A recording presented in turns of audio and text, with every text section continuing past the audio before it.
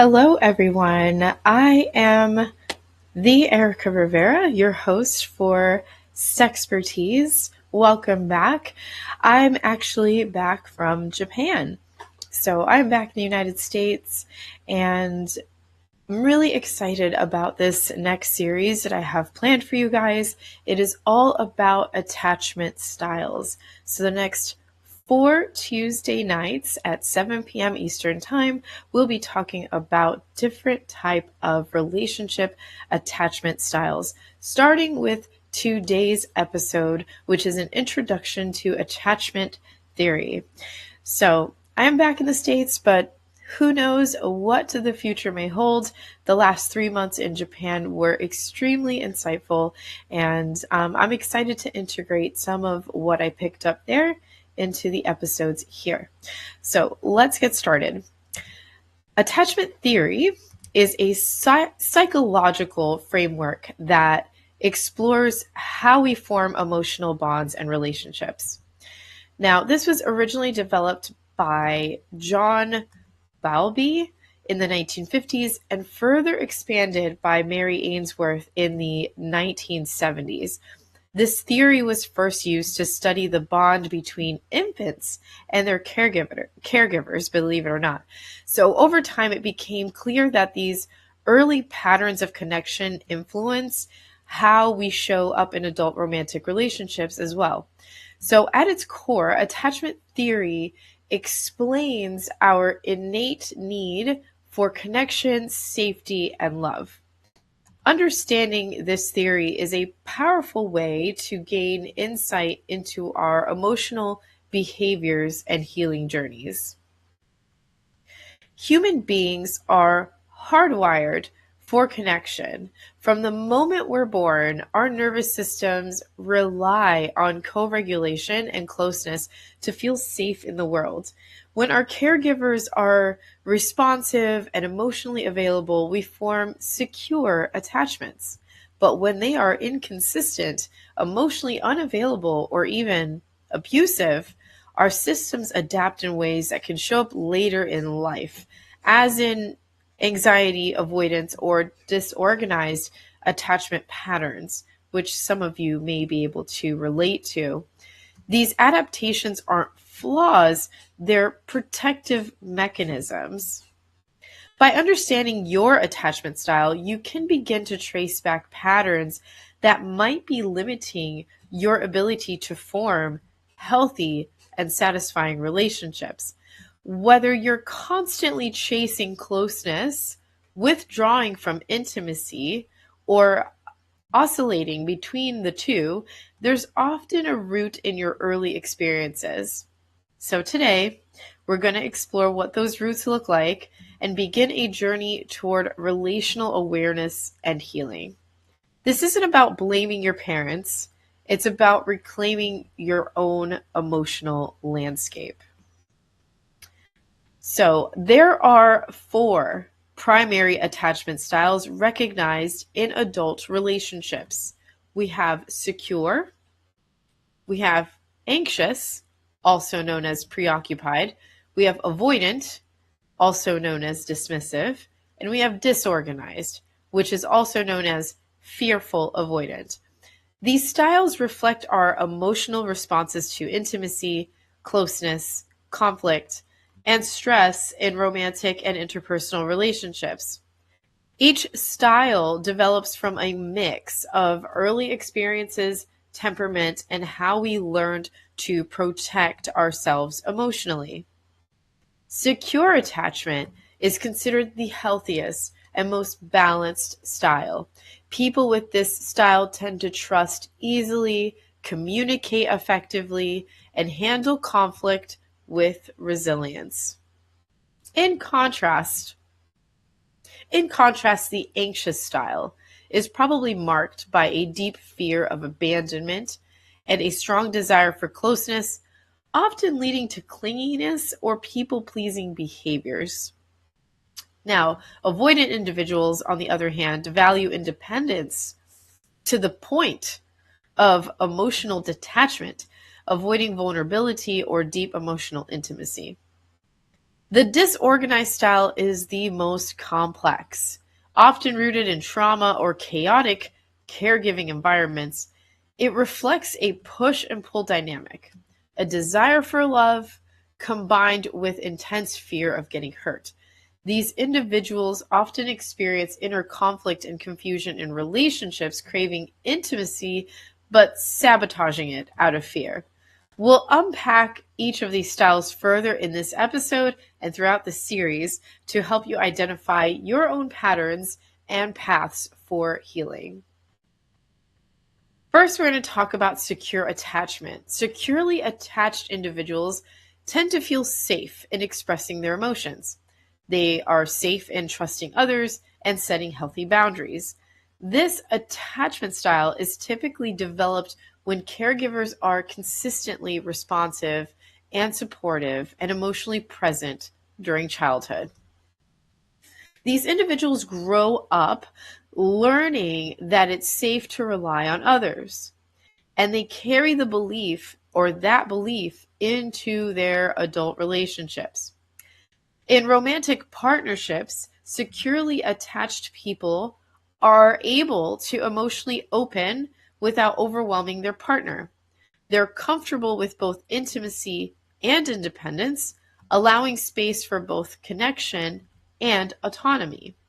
They tend to resolve conflicts with calm communication and are more likely to seek mutual understanding instead of trying to win or withdraw. It's important to note that secure attachment doesn't mean being perfect or never having relationship issues. It just means having the tools and emotional resilience to move through challenges without triggering deep fears of abandonment or engulfment. The good news, even if you don't identify as securely attached right now, traits can be learned and practiced over time through self-awareness, therapy, and healthy relationships. Anxious attachment. Anxious attachment is characterized by a strong need for closeness and constant reassurance from partners. I giggled a little bit because I tend to see individuals with this attachment the most in my office. Individuals with this style, they often feel insecure about where they stand in the relationship. In most of their relationships, actually, they tend to feel insecure about where they stand in their relationships and may struggle with fear of abandonment. These feelings can lead to behaviors like excessive texting, constantly seeking validation, or becoming distressed when their partner is distant or unavailable. This style typically develops in childhood when caregivers were inconsistent, sometimes loving, but sometimes emotionally unavailable. As a result, the child grows up uncertain about whether their emotional needs are going to be met.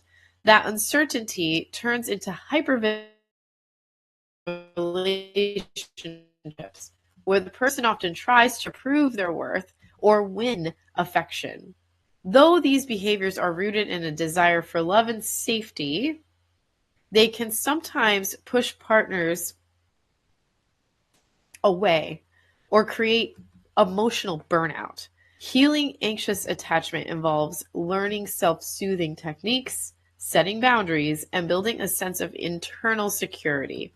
With time, therapy, and supportive relationships, people with this style can shift toward a more secure attachment.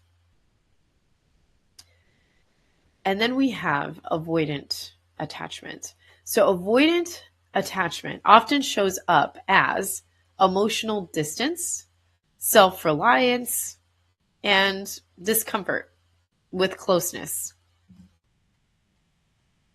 People with this style tend to shut down or withdraw when intimacy increases, not because they don't care, but because vulnerability feels unsafe to them. They may appear to be aloof, guarded, or completely uninterested in deep connection, but underneath, there's often a fear of being overwhelmed or controlled. This style usually develops when caregivers are emotionally distant, discourage dependency, or expect the child to be overly self-sufficient. Over time, the child learns to suppress their emotional needs and rely solely on themselves.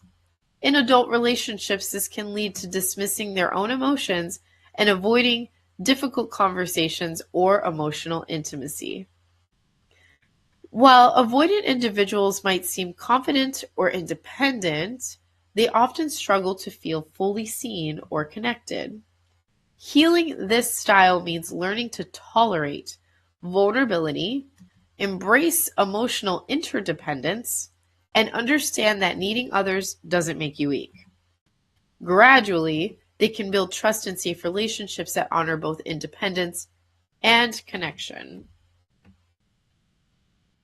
Disorganized attachment is the most complex and the most chaotic of the four styles.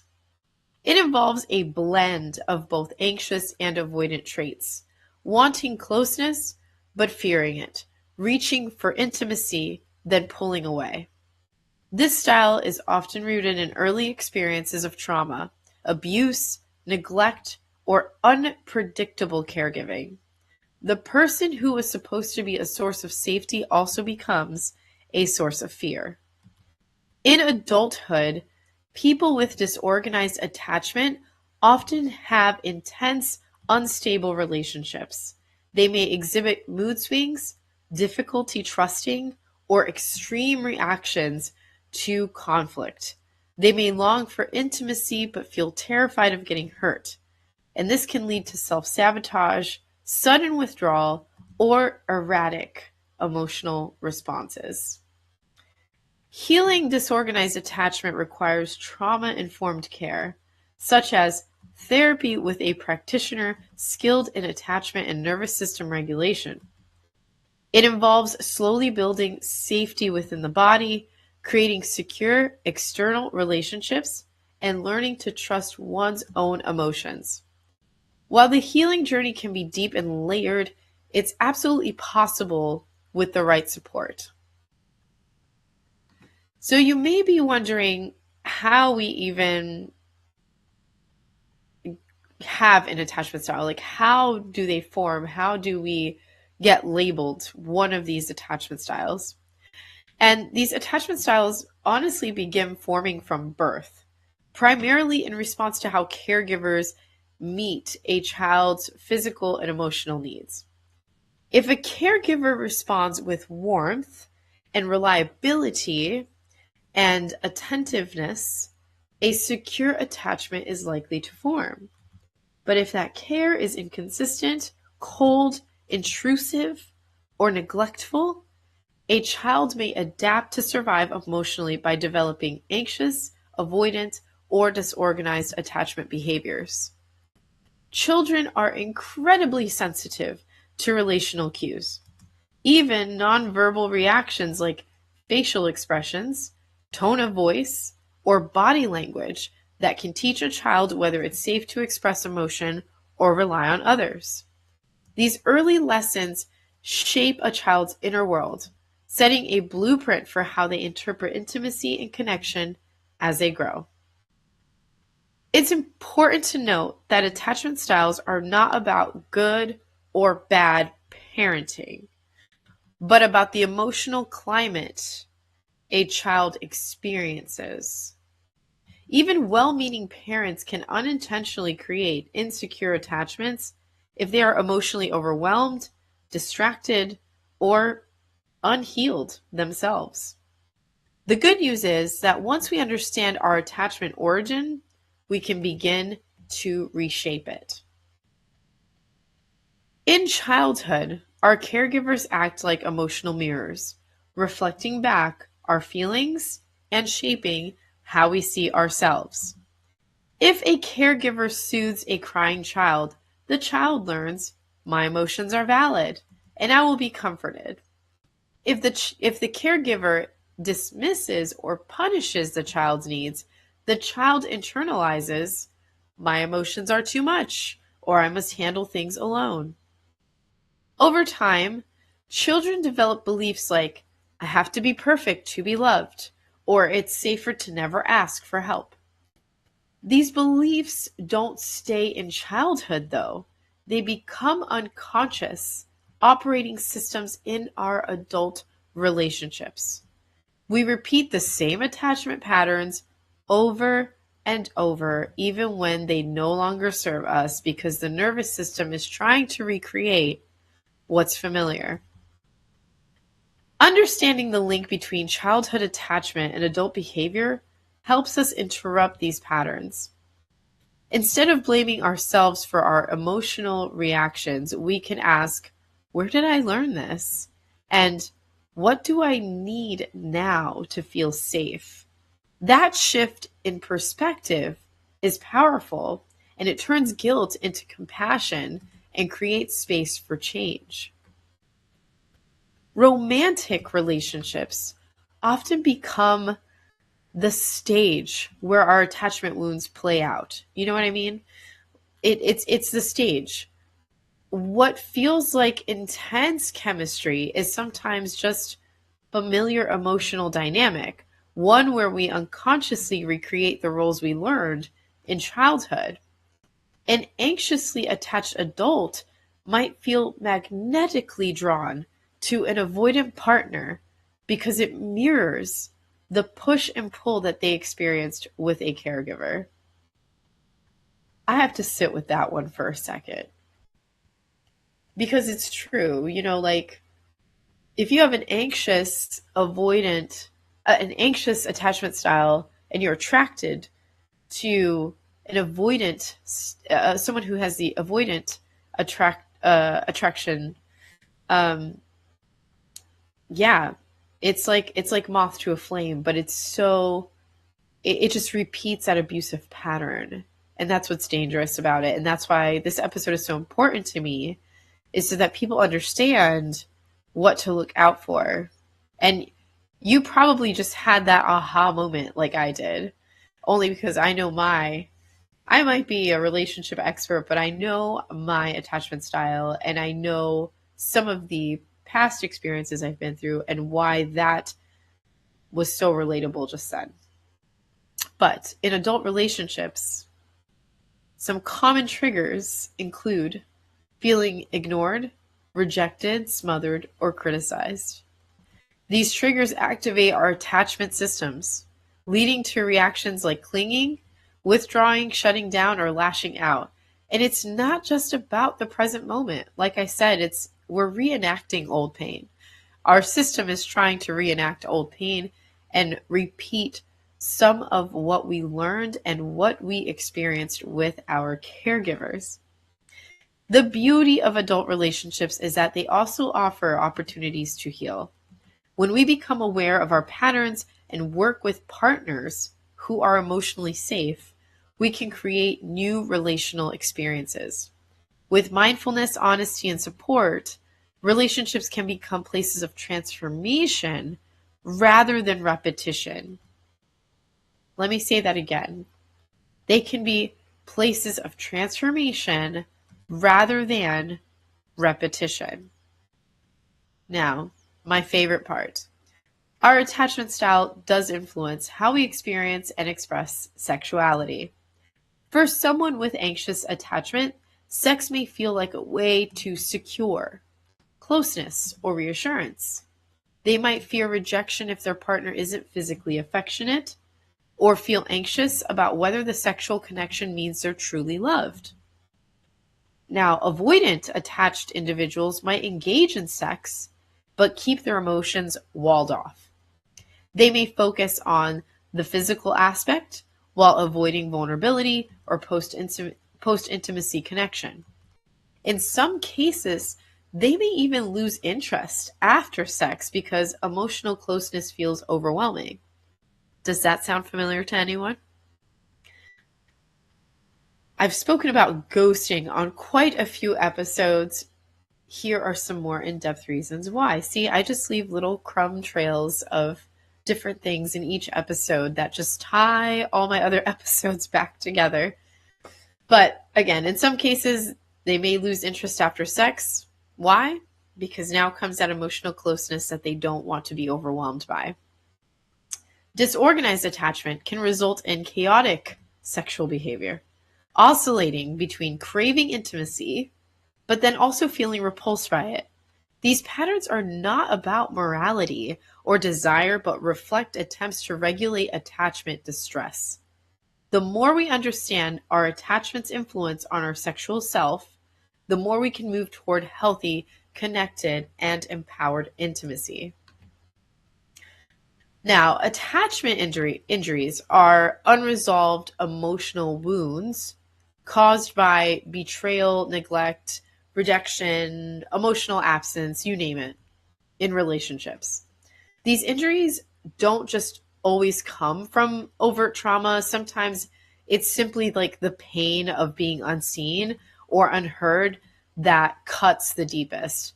So these moments become encoded as beliefs like, I'm not lovable, I can't trust anyone, or I always get left behind. In adulthood, attachment injuries can show up as emotional reactivity, mistrust, jealousy, or complete shutdown. Even in healthy relationships, these old wounds can flare up if something feels even slightly familiar. It's not because we're broken, it's because our nervous system is trying to protect us from repeating that particular pain. Healing these injuries requires compassion, not shame. Therapy, somatic practices, and emotionally safe relationships can help us rewire those beliefs and repair our sense of safety. You're not destined to repeat the past. With intention and care, those wounds can become wisdom.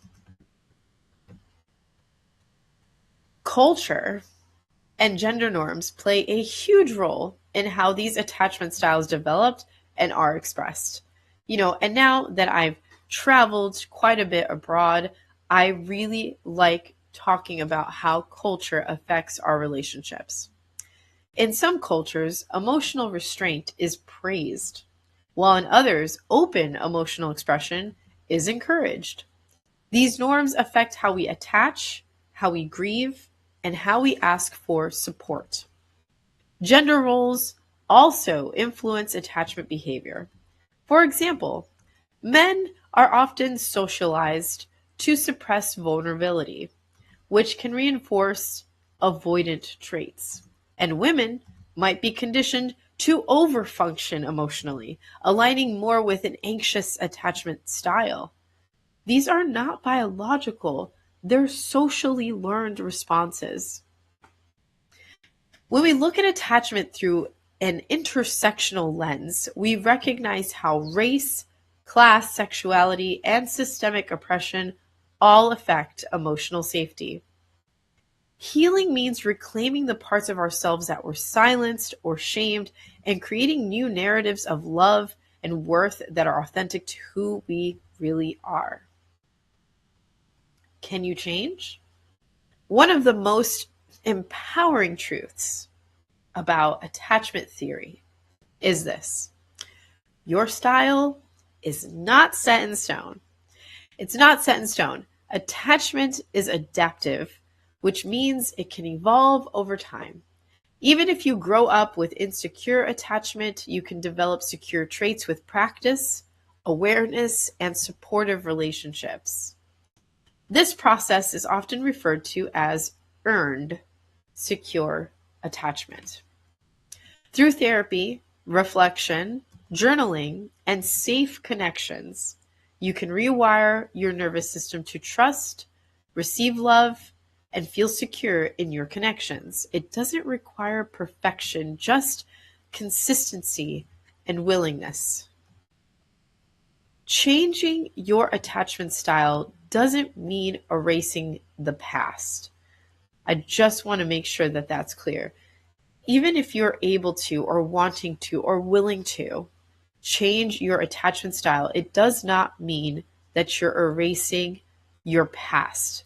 It means choosing to live from a place of safety and fear. You become the source of security. You become the source of security you once searched for in others. And that transformation is both possible and deeply, deeply liberating. So since we're on that, let's talk about some tools for healing. Healing attachment wounds is a layered journey, and there's no one size fits all path. But some tools have proven especially helpful. Therapy is helpful. Therapy, particularly with a trauma-informed or attachment-focused therapist, provides a safe container to explore and rewrite your emotional story. Somatic therapies like EMDR or breathwork can help regulate your nervous system and release stuck emotional patterns. Now, this next tool, I've even had my own clients tell me that they don't like to do it or they're not the type to do it. I usually have to give them some encouragement. But journaling is another powerful tool. I know some of you we're so used to the internet and typing and phones and texting and all this stuff. Pulling out a physical book to write in, I understand how daunting that may seem, but journaling is a proven effective tool. Journaling is a powerful tool that allows you to track your triggers, reflect on patterns, and reconnect with your inner child. Even if you've got to use like a phone journal, but something to journal in. Self-compassion practices like this help rewire the belief that you have to earn love or be perfect to deserve connection. And mindfulness. Mindfulness is the other tool. Even a few minutes a day helps you pause before reacting, which is key in rewiring attachment responses. Ultimately, healing is about restoring trust in yourself and in others. With support, intention, and patience, you can shift from survival patterns to secure, life-affirming connection. You don't have to do it all at once. One breath, one boundary, one moment of honesty at a time is enough. One breath, one boundary, one moment of honesty at a time is enough. Now that we've explored all 4 attachment styles and how they show up in love, intimacy, and healing, take a moment to reflect. Which one resonates most with you? There may be one dominant style or a mix of several. Whatever your pattern, the goal isn't to judge, it's to understand. Your attachment style is not your identity, it's a map, one that can show you where you've been and where you want to go. The more aware you become of your patterns, the more power you have to choose differently. Awareness is the first step towards healing. Next week, we'll go over even deeper into anxious attachment and how it affects your relationships, your sexuality, and your sense of self-worth. You're not broken, you're becoming. And every insight that you gain brings you closer to secure and authentic connection. I will see you next week.